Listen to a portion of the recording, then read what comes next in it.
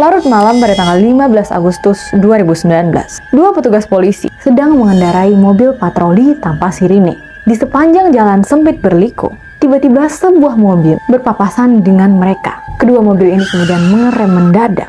Keduanya keluar dari mobil mereka masing-masing. Kemudian apa yang terjadi selanjutnya sangat mengerikan, sampai-sampai harus membuat sebuah hukum baru di Inggris.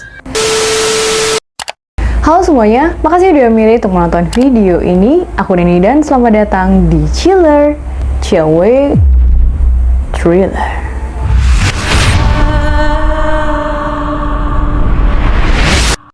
Halo Wan, apa kabarnya? Semoga Senin kalian selalu happy, semoga kalian selalu diberikan kesehatan. Meskipun akhir-akhir ini kita dirisaukan dengan banyak banget berita yang negatif, yang bikin kita takut gitu untuk keluar rumah, atau bikin kita kepikiran sama orang-orang yang kita sayangi. Kayak kemarin aku lihat berita, ada seorang ojol yang dihabisi oleh seorang pria berusia 22 tahun, dan almarhum harus meninggalkan seorang istri dan juga anaknya yang masih bayi. Aduh, sedih banget. Dan banyak juga aku lihat di kolom komentar, orang-orang bertanya tentang bagaimana sih kinerja kepolisian gitu. Ya orang-orang kesal dengan istri yang sudah melapor, tapi polisi tidak cepat tanggap gitu ya, meskipun SOP-nya memang 1 kali 24 jam ya. Tapi aku nggak aneh sih, kenapa orang-orang banyak berpikiran negatif gitu ke petugas kepolisian. Karena memang banyak banget kasus di mana oknum petugas kepolisian cukup mengecewakan dalam menangani kasus-kasus. Akan tetapi, cerita aku kali ini berkebalikan dengan hal tersebut, di mana cerita ini membuktikan bahwa tidak semua petugas kepolisian tidak bisa diandalkan, dan banyak juga kok yang mengorbankan nyawa mereka demi menjalankan tugas mereka. Jadi inilah dia cerita yang terjadi pada tahun 2019 di UK. Seperti apa kisah lengkapnya? Tanpa babi bu, ini dia The Story.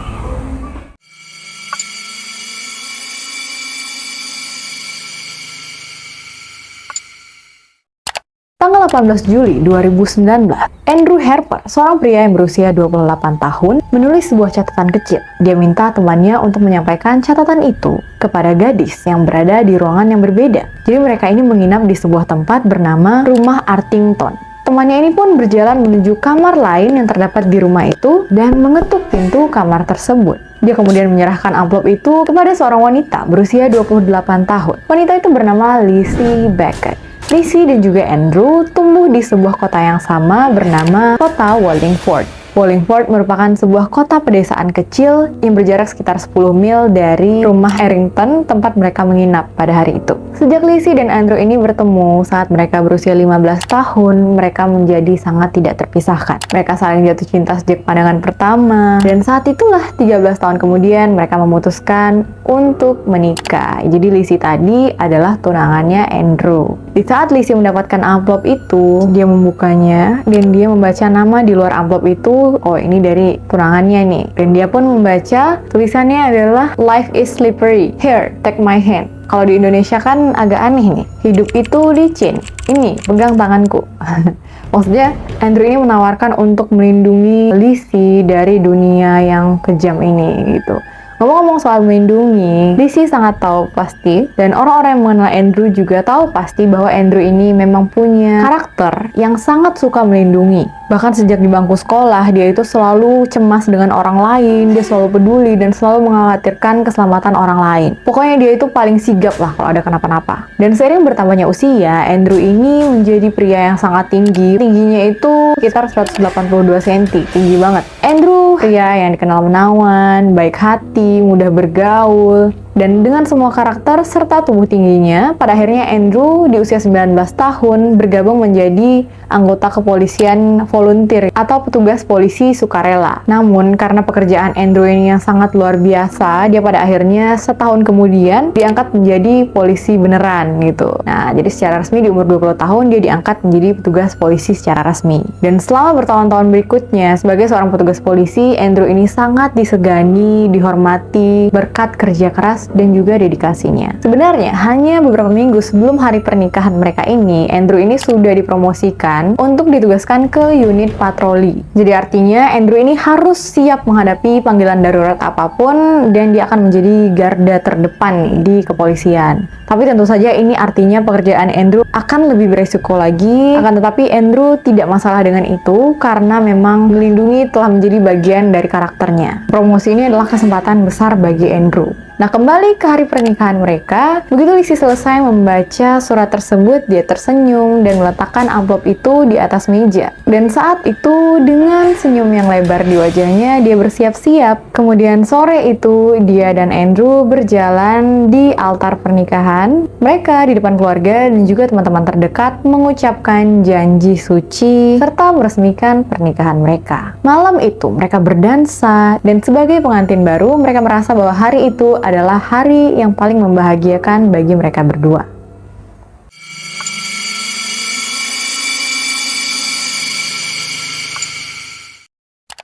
...28 hari setelah hari pernikahan Lizzie dan Andrew, kita tiba pada tanggal 15 Agustus 2019.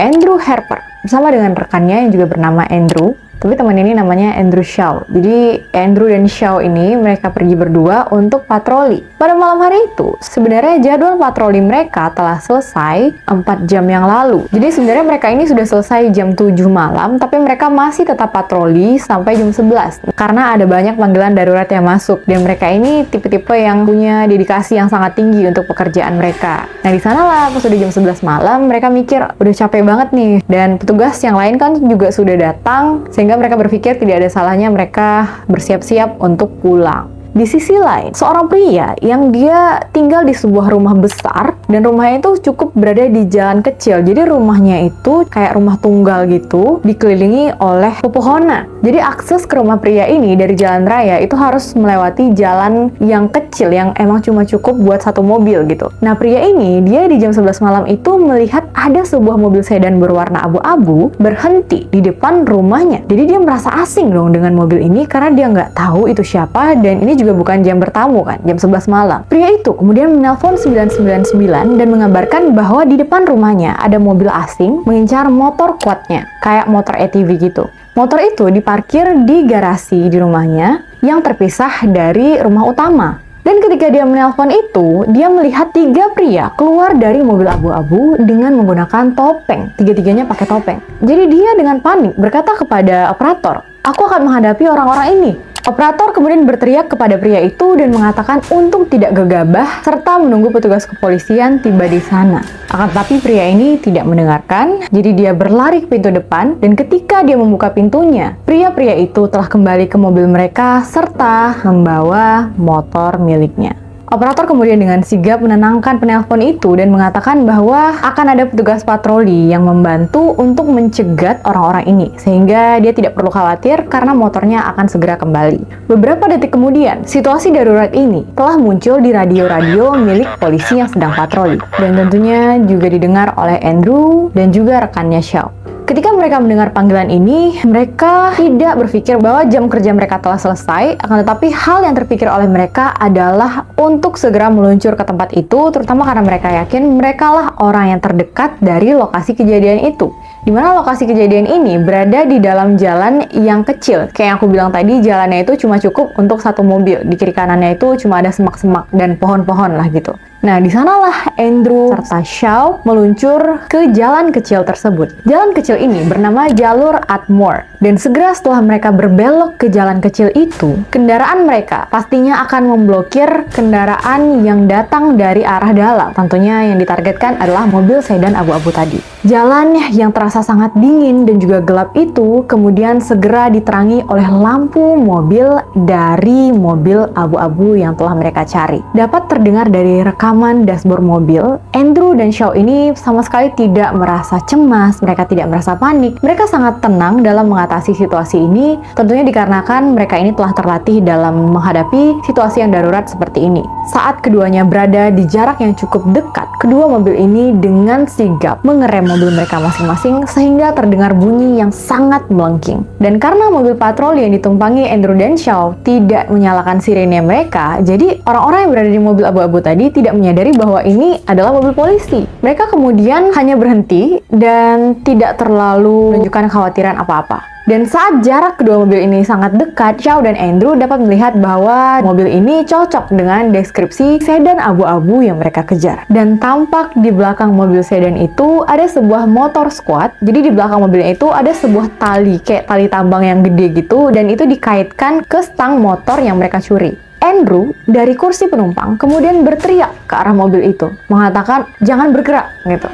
Nah di sana terjadi keheningan sesaat karena pria-pria ini pada akhirnya menyadari bahwa mereka telah ditangkap oleh polisi. Mereka udah terkepung nih. Nah, jadi apa yang mereka lakukan? Salah seorang pria yang menggunakan topeng yang duduk di bangku belakang, dia membuka pintu itu, dia keluar, dan dia memutar ke belakang mobil dengan cepat, serta melepaskan motor yang mereka curi. Seketika, mobil abu-abu itu langsung menyalakan mesin dan berusaha untuk pergi menghindari mobil polisi ini. Meskipun jalan itu sudah diblokir, namun mereka berusaha untuk melewati semak-semak belukar di sebelah kiri mobil patroli. Sementara itu, laki-laki yang menggunakan topeng yang keluar dari mobil tadi itu ditinggal begitu saja dengan mobil itu. Dan karena dia tahu dia sedang ditinggal, laki-laki ini kemudian berlari dari sisi kanan mobil patroli. Saat melihat kejadian ini, Andrew dengan sigap berusaha untuk menangkap laki-laki yang ditinggal tadi. Dan tersisalah Shaw yang berada di mobil patroli. Shaw yang berusaha mengejar mereka menyadari bahwa dia tidak bisa memutar mobilnya di jalur yang sempit itu. Sehingga yang bisa dia lakukan hanya memundurkan mobilnya. Dari kamera dashboard, kita bisa melihat dengan jelas bahwa Shaw dapat melihat adegan yang terjadi di belakang mobilnya. Akan tetapi, di satu momen, Shaw menyadari bahwa mobil abu-abu itu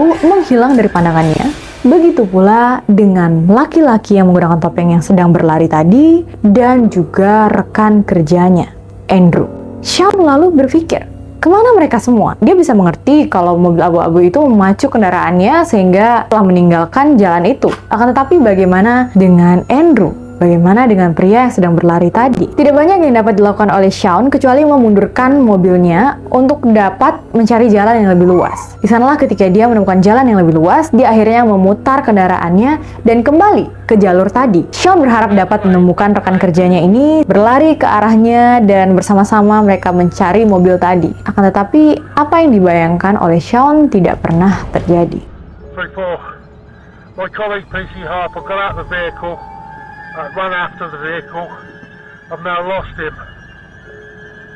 Shawn yang kembali ke jalanan tadi berkendara seorang diri di jalanan yang sepi dan juga gelap. Dia tidak menemukan apapun. Akan tetapi kalau kita lihat kembali dari kamera dashboardnya, di jalanan terdapat barang-barang milik Andrew yang tercecer seperti SIM, ID card, lencana, sarung tangan, dan juga plastik yang berasal dari rompi Andrew. Dan tak lama kemudian, Shaw dapat melihat rompi Andrew berada di jalan kecil itu. Dia pun langsung berhenti, keluar, dan mengambil rompi milik rekannya itu. Di malam yang dingin itu, Shaw yang dipenuhi dengan pertanyaan-pertanyaan kepalanya kemudian mendapatkan panggilan dari radio di mana orang-orang menanyakan di mana kalian berada, apa yang sedang terjadi. Dengan sedikit panik, Shaw menjelaskan situasinya di mana dia tidak bisa melihat orang-orang yang mereka kejar dan juga rekan kerjanya, Andrew. Dan di sanalah Shaw melanjutkan perjalanannya untuk keluar dari jalur itu sambil terus berpikir apa sebenarnya yang sedang terjadi. Sementara itu, kurang dari 1 mil, di ujung jalur Edmore tadi ada jalur utama, jalan raya gitu, dan ada 2 mobil patroli lainnya yang sedang berusaha untuk mencegat jika nantinya mobil abu-abu itu keluar dari jalur Edmore tadi. Dan di sanalah mereka melihat lampu dari mobil sedan abu-abu bercahaya dengan sangat terang dan keluar dari jalan itu serta berbelok tajam masuk ke jalan raya. Dan ketika mobil itu membanting setir dengan keras, para petugas polisi yang sedang berada di ujung jalur itu dengan jelas melihat Andrew sedang terseret di belakang mobil abu-abu tersebut. Nah, apa yang sebenarnya terjadi adalah ketika Shaw memundurkan mobilnya, dia melihat Andrew sedang berusaha menangkap laki-laki yang berlari tadi. Dan suatu ketika, pria yang berlari tadi berhasil melompat ke dalam mobil melalui jendela mobil. Akan tetapi, sayangnya nasib Andrew pada waktu itu sangat tragis, di mana kakinya masuk ke dalam tali yang kalian ingatkan tadi mobil itu bawa tali yang diikatkan ke motor yang dia curi. Nah, kaki Andrew itu masuk ke dalam tali itu dan dia tidak berhasil melepaskan dirinya dari tali itu. Karena itulah Andrew terseret mobil abu-abu tersebut yang melaju dengan sangat kencang. Ketiga pria bertopeng ini antara lain adalah Henry Long, berusia 18 tahun, Albert Bowers, 17 tahun, dan Jesse Cole, 17 tahun. Ketiga remaja ini memiliki banyak catatan kriminal dan mereka dengan bangga menyebut bahwa diri mereka adalah pencuri profesional. Dan ketika kaki Andrew berada di dalam tali itu, tentunya Henry yang mengemudikan mobil tahu bahwa ada seseorang yang berada di belakang mobil mereka. Karena ketika kaki Andrew berada di dalam tali itu, Henry dengan cepat menginjak gas dan memacu mobil mereka dengan sangat kencang. Andrew tersapu saat tali menyambar ke kakinya dan kepalanya menabrak tanah serta terseret selama 91 detik dengan kecepatan rata-rata 42 mil per jam. Dan Andrew ini tidak hanya menabrak bagian tanah, dia juga menabrak pohon-pohon yang berada di samping. Jadi kalian bayangkan, tali itu tebal, panjang, dan sangat kuat. Ditambah lagi dengan kecepatan mobil yang luar biasa, tubuh Andrew terpontang-panting ke sana kemari, menabrak jalanan, menabrak pepohonan di sekitar. Bahkan ketika mobil itu keluar, orang-orang yang berada di mobil patroli lainnya dan mengira bahwa tubuh itu adalah bangkai rusa karena kondisinya terlihat sangat parah dan tentunya dipenuhi oleh luka di sekujur tubuhnya. Dan meskipun mobil abu-abu ini telah dicegat oleh dua mobil lainnya, mereka tidak langsung dapat ditangkap, terutama karena mobil-mobil patroli ini terfokus dengan penemuan tubuh Andrew. Nah, singkat cerita, 20 menit kemudian setelah tubuh Andrew ditemukan, akhirnya 3 remaja ini berhasil ditemukan oleh helikopter polisi sedang terparkir di gedung yang tidak jauh dari lokasi tersebut. Nah, beberapa hari kemudian dilakukanlah rekonstruksi dengan menggunakan mobil yang sama, yaitu sedan abu-abu tadi, dan juga tali yang menyeret tubuh Andrew serta sebuah boneka yang berukuran seperti Andrew dan juga memiliki berat yang sama dengan Andrew. Nah, di saat rekonstruksi itu dilakukan, orang-orang yang menyaksikan itu dapat melihat dengan jelas bahwa tidak mungkin Henry yang mengendarai mobil abu-abu tersebut tidak menyadari bahwa ada seseorang yang menyangkut di belakangnya. Hal ini dikarenakan bobot dari Andrew yang diperagakan oleh boneka itu membuat mobil ini kepayahan, dalam arti kata terseok-seok, sehingga dia harus menyetir dengan hati-hati. Dan juga beberapa kali boneka itu kesana kemari menghantam pepohonan yang menimbulkan bunyi yang sangat besar. Jadi tidak mungkin 3 remaja ini tidak ada satupun yang menyadari bunyi itu.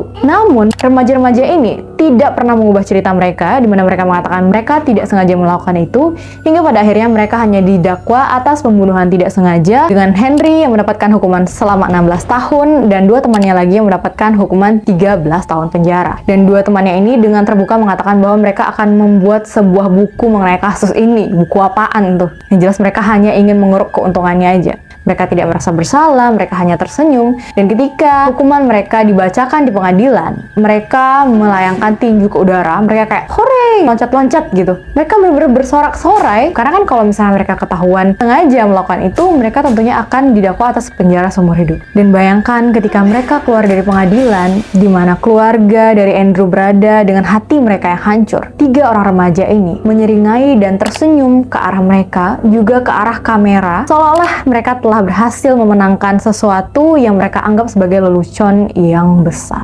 Dan Lizzie, wanita yang baru 28 hari resmi menjadi istri Andrew, berusaha untuk memperjuangkan hukum bernama hukum Harper, di mana ini diambil dari nama Andrew Harper. Dan hukum ini menyebutkan bahwa siapapun yang menghabisi nyawa seorang petugas, mau sengaja ataupun tidak disengaja, maka ia akan dijatuhi hukuman penjara seumur hidup. Bayangkan hukuman ini diperjuangkan oleh Lizzie bertahun-tahun hingga pada akhirnya hukuman itu benar-benar diterapkan di Inggris. Aku nggak kebayang sih betapa hancurnya Lizzie dan juga anggota keluarga yang lain. Mereka 13 tahun berkencan dan 28 hari setelahnya semua ini terjadi. Tapi tentunya Andrew Harper dikenang dengan sangat luar biasa. Selamat jalan Andrew Harper. Dan segitu dulu video ini. Aku minta maaf apabila ada kesalahan dari cara penyampaianku atau dari cara aku menyimpulkan materi yang aku sampaikan, karena semua ini aku dapat hanya dari media yang beredar aja kawan-kawan. Jangan lupa like, subscribe, dan tinggalkan juga komentar positif biar aku lebih semangat lagi upload videonya. Nyalakan juga notifikasi biar kalian tahu kalau aku upload video baru, dan teman-teman kalian yang suka cerita-cerita kayak gini. Video ini dibuat tanpa ada yang maksud untuk menginspirasi tindak kriminal, menakuti atau membuka aib siapapun, tetapi untuk dijadikan bahan pelajaran bagi kita semua agar lebih waspada dalam jaga diri sendiri maupun orang tercinta. Sampai jumpa di videoku yang lainnya. Bye!